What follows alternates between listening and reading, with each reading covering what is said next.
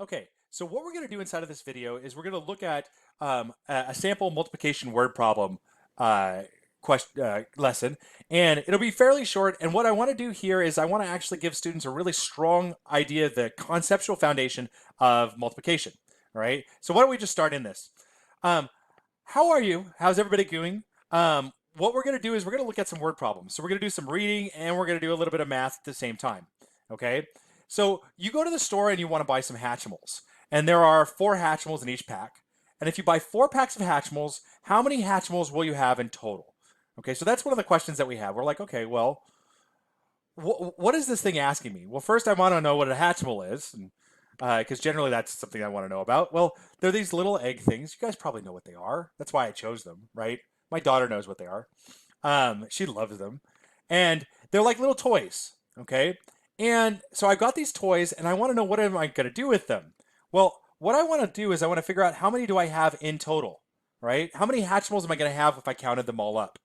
Okay, and that's what I mean by in total is when I count them all up, how many am I going to have? Okay, so we want to kind of understand that. So why don't you get out your counters, all right? And what we're going to do is we're going to actually create something. We're going to create a picture, all right, using your counters or drawing, in which we're going to see if we can kind of like figure out or solve this problem. So we start out. I have my first pack, and it's going to have 4 Hatchimals. So you'll put 4 counters inside of the first row, okay? And then I'm going to have a second row, and it's going to have 4 counters. And then I'm going to have a third row, and it's going to have 4 counters. And I'm going to have a fourth row, and it's going to have 4 counters. So there's my 4 packs, right? So I have 4 packs, and each one has 4 Hatchimals. All right, and you should be able to see that. And this thing here, this way of putting together our picture, this thing is called an array. Okay, and arrays are used all over mathematics, and they're actually really handy for us to keep all of our thinking organized. Okay, and we're going to see how easy that's going to make it for us to count.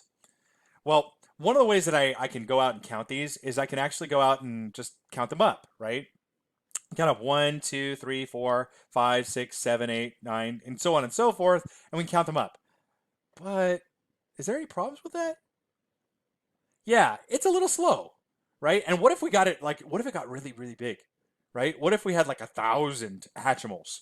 What would happen if we had 1,000 Hatchimals? I mean, like, who wants to count 1,000 to 1,000? I know you can count to 1,000, but do you want to? No, of course not.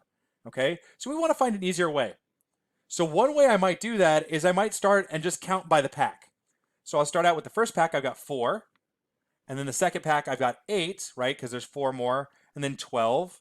And then finally for the fourth pack, I'm going to have 16.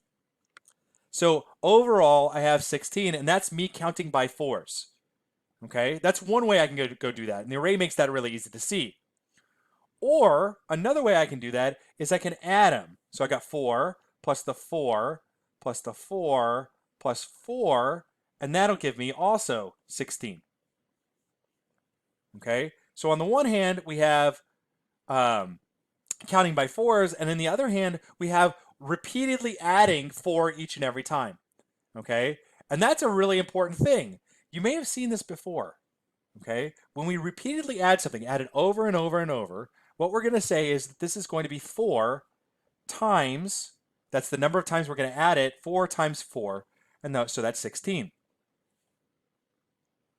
Okay?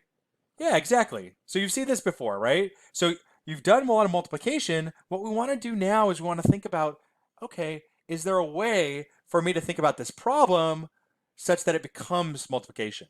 And we're going to start out by drawing some things out, okay? And then thinking about it as adding repeatedly and finally as multiplication.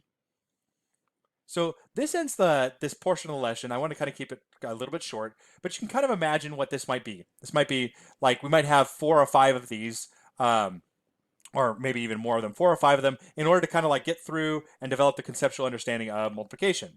And so this is what the beginning of one of those lessons would look like.